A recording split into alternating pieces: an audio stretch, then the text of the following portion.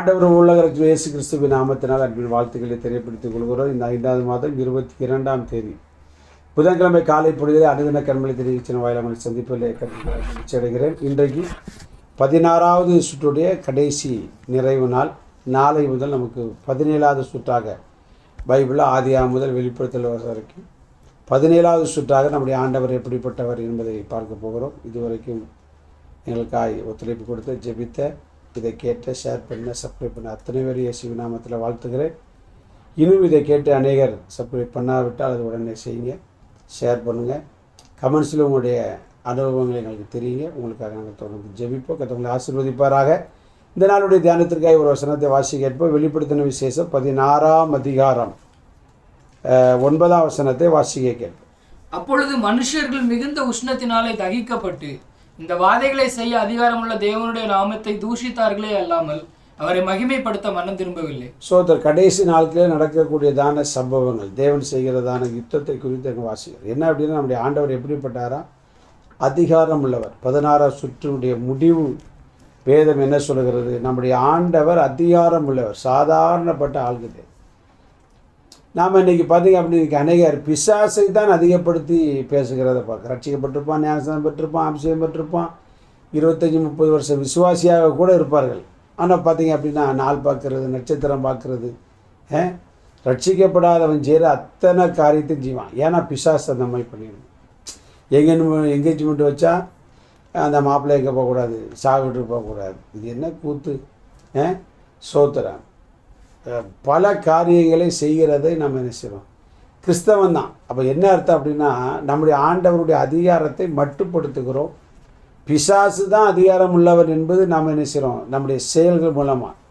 சோத்திரம் வீடு கட்டினா சோத்திரம் என்ன செய்கிறது? நிலைக்கு கீழே 1 ரூபா வைக்கிறது, துட்டு வைக்கிறது, என்னத்தையாக வைக்கிறது, பாஸ்ட்டுக்கு தெரியாமல் இந்த மாதிரி வேலை பார்க்குறது, கோழியை எடுத்து சிலுவைப்படுத்துறது, சோத்திரம் எவன்ட்டியா துட்டை கொடுத்துட்டே செய், அதை கருங்கோழியா ஏதோ ஒன்று சொல்கிறாங்க, இதெல்லாம் செய். இதெல்லாம் பாருங்கள், பிசாசு தான் அதிகாரம் படி, நம்ம ஆண்டவருக்கு அதிகாரம் இல்லை. ஒருவேளை இதை கேட்கிற அருமையான தேவடைய அப்படி ஒரு காரியத்தை நீங்கள் செய்திருந்தீங்கன்னா ஆண்டவர்கிட்ட மன்னிப்பு கேட்டு ஒப்புரவாக இதோடு முடிச்சிருக்கு. நம்முடைய ஆண்டவரே அதிகாரம் இல்லை தான்.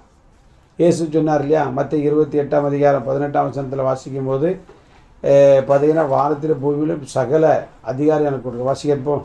அப்பொழுது இயேசு சமீபத்தில் வந்து அவர்களை நோக்கி, வானத்திலும் பூமியிலும் சகல அதிகாரமும் எனக்கு கொடுக்கப்பட்டு. பாருங்களா, வானத்திலும் பூமியிலும் சகல அதிகாரம் உடைய ஒரே தெய்வம் ஆண்டவரை இயேசு மட்டும்தான். வேற ஒருத்தனுக்கு இந்த உலகத்தில் அப்படி ஒரு அதிகாரம் கிடையாது. குறிப்பிட்ட நாட்டில் இருக்கலாம், தெருவில் இருக்கலாம், ஊரில் இருக்கலாம், டிஸ்ட்ரிக்டில் இருக்கலாம், சோத்திரம் தேசத்தில் இருக்கலாம். ஆனால் வானத்திலும் பூமியிலும் சர்வ அதிகாரம் படைத்தவரை இயேசு மாத்திரம்தான். அவருடைய அதிகாரத்தை நினைக்கும்.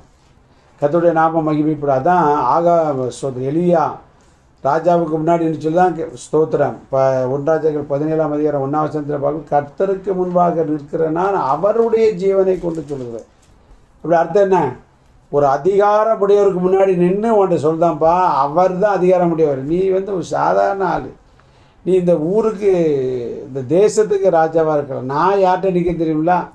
உலக அதிகாரமுடையதான ராஜாவுக்கு முன்பாக இருக்கிறது. என் வார்த்தையின்படி அன்றி 3.5 வருஷம் பனியும் பெய்யாது, மழையும் பெய்யாது, பாய் அப்படின்னு நான் போயிட்டான். பாருங்கள், ஆண்டவுடைய அதிகாரத்தை அவ்வளோவா என்ன செய்கிறாங்க? நம்புகிறதே பார்க்கிறோம். அதனால் நம்முடைய வாழ்க்கையில் நீங்களும் நானும் ஆராதிக்கிற தேவன் அதிகாரமுடையவர். செங்கடலை 2ஆக பிளந்துருன்னா பிளந்துடும். ஸ்தோத்திரம். கடல் தரையை வெட்டாந்தரையாக மாறினா உடனே மாறும். ஸ்தோத்திரம். சூரியனை நில்லுன்னா நிற்கும், போனால் போகும். சந்திரன் நிற்க சொன்னால் நிற்கும். ஸ்தோத்திரம். மலைகளை நகன்று போனால் நகன்று போகும், துள்ளுனா துள்ளும். பிரைசலா. யோர்தானை பிடிட்டு திரும்பினா திரும்பும். அவர் என்ன சகல அதிகாரம் உலகத்தில் இயற்கையின் மீதும் செயற்கையின் மீதும் மனிதர்கள் மீதும் பறவைகள் மீதும் மிருகங்கள் மீதும் சகல அதிகாரம் இருக்கும். அதனால் அதிகாரமுள்ள தேவனை நாம் ஆராதித்து கொண்டிருக்கிறோங்கிற நம்பிக்கையோடு எந்த அதிகாரத்துக்கும் நாம் பயப்பட வேண்டிய அவசியம் கிடையாது. கர்த்தருடைய நாம் மகிமைப்படுவதாக. எல்லா அதிகாரத்துக்கும் மேலான அதிகாரமுடைய நம்மோடு கூட இருக்கிற நம்பிக்கையில் தொடர்ந்து பயணப்படுங்க.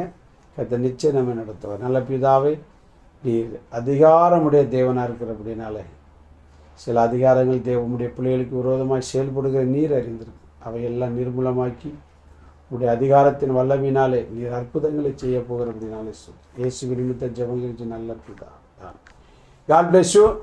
நாளை காலை அனுதின கண்மொழி சந்திக்க வரைக்கும் தேவ கிருபை நம்மை தாய் நடத்துவதாக ஆகும்.